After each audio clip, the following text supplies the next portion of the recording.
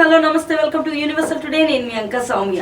అధికారులకు సీఎం ప్రత్యేకంగా ఆదేశాలు ఇవ్వడం అయితే మనం ఇక్కడ చూస్తున్నాం. దానికి సంబంధించిన వార్తలు ఇప్పుడు తెలుసుకుందాం. సో అధికారులకు సీఎం రేవంత్ రెడ్డి ఆదేశాలు. సో అసెంబ్లీ ప్రాంగణంలో పార్లమెంట్ తరహాలో అసెంబ్లీ ప్రాంగణం ఉండాలని దిశగా అవసరమైన చర్యలు చేపట్టాలని ముఖ్యమంత్రి రేవంత్ రెడ్డి అధికారులను ఆదేశించారు.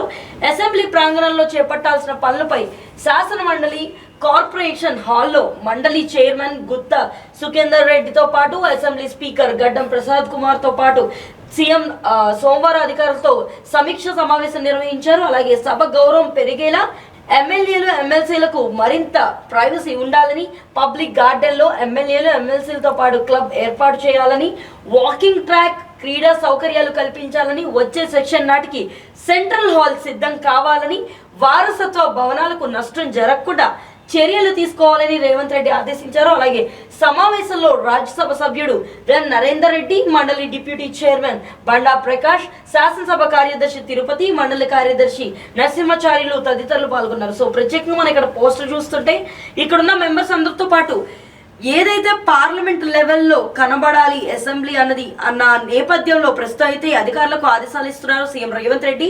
దీని గురించి ప్రత్యేకంగా శ్రద్ధ తీసుకుంటున్నట్లుగా, అలాగే ఎమ్మెల్యేలు ఎమ్మెల్సీలు కలిపి వర్క్ చేస్తూ ఇప్పుడు మన రాష్ట్రానికి కావాల్సిన ఏవైతే జాగ్రత్తలు తీసుకోవాలో వాటి గురించి వాళ్ళు డిస్కషన్ కానీ సమావేశాలు కానీ ఒక ప్రైవసీకి సంబంధించిన రూమ్ అనేది ఏర్పాటు చేయాలని, అండ్ సభల్లో మాట్లాడుతున్నప్పుడు కూడా ఒక విజన్ రూపంలో ఉండాలని, అండ్ ఆ ఏరియా అంతా కూడా ఎంతో నిష్ఠగా వాళ్ళు ప్లాన్ చేసుకునేలా అయితే అర్థమవుతుంది. అండ్ అధికారులతో కూడా క్లియర్గా వాకింగ్ ట్రాక్తో పాటు క్రీడా ప్రాంగణాన్ని కూడా సౌకర్యాన్ని కూడా కల్పించాలని, ప్రత్యేకమైన భవన్గా ఇది కనబడాలని, దాంట్లోనే మాట్లాడుతూ కూడా ఏవైతే పాత భవనాలు ఉన్నాయో వాటికి ఎటువంటి ఇబ్బంది వాటిల్లకుండా, ఎటువంటి నష్టము కలగకుండా ఈ పనులన్నీ కూడా పూర్తి చేసుకురావాలని అధికారులకు చెప్పినట్లుగా అయితే అర్థమవుతుంది.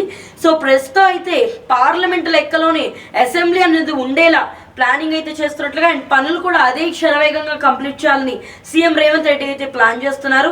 ప్రస్తుతం దీనికి సంబంధించిన న్యూస్ అయితే ఇక్కడ ఎలివేట్ అవుతుంది. సో ఎవరైతే మెంబర్స్ ఇక్కడ వర్క్ చేస్తున్న వాళ్ళు, అలాగే ఎమ్మెల్యేలు ఎమ్మెల్సీలు ఉన్నారో వాళ్ళందరికీ కావాల్సిన ఫెసిలిటీస్ అందిస్తూ కూడా వాళ్ళకి కావాల్సిన ఫెసిలిటీస్ అందులో ఇస్తూనే ప్రత్యేకంగా వాళ్ళ పనులపై దృష్టి పెట్టే విధంగా వాళ్ళకి సౌకర్యాలు ఉండాలని ప్లాన్ చేస్తున్నారు సీఎం రేవంత్ రెడ్డి. దీనికి సంబంధించి క్లబ్ ఏర్పాట్లను చూసుకోవాలని, అలాగే నెక్స్ట్ సమావేశానికల్లా కూడా సెషన్ నాటికి సెంట్రల్ హాల్ ఖచ్చితంగా సిద్ధమై ఉండాలని చెప్పేసి ఆయన మాటలో అయితే తెలుస్తుంది. సో ఇప్పుడు అధికారులకి ఇన్ని విషయాలు చెప్పుకొస్తున్నారు రేవంత్ రెడ్డి.